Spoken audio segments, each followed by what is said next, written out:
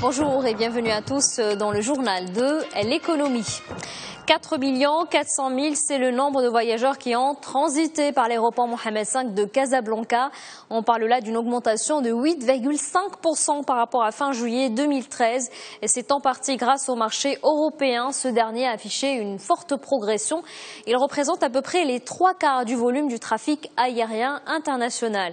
L'aéroport Mohamed V s'accapare près de 46% du total des passagers ayant transité par les aéroports du Maroc.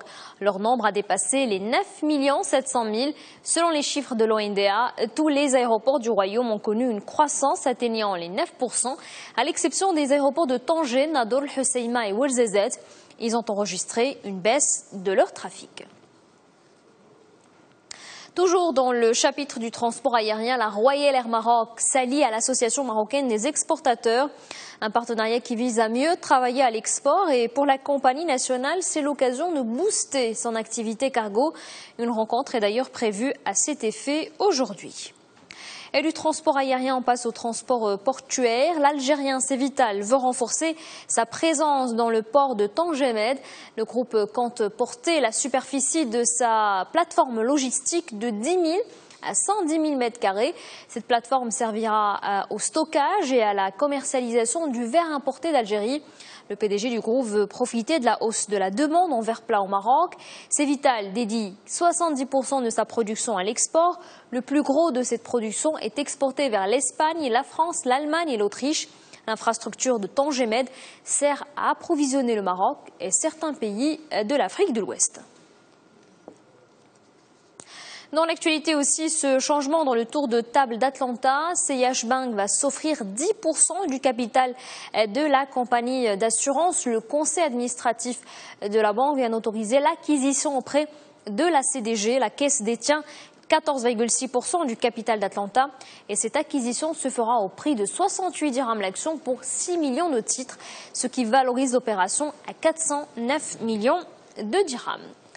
Et en Afrique, les chefs d'entreprise seraient confiants dans l'économie du continent. C'est ce que révèle l'étude Africa Business Agenda, une enquête menée auprès de 260 chefs d'entreprise.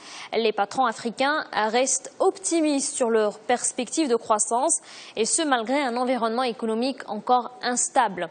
Ils sont positifs sur leur propre capacité à créer de la croissance. Cependant, ces chefs d'entreprise sont préoccupés par le manque de réactivité des gouvernements.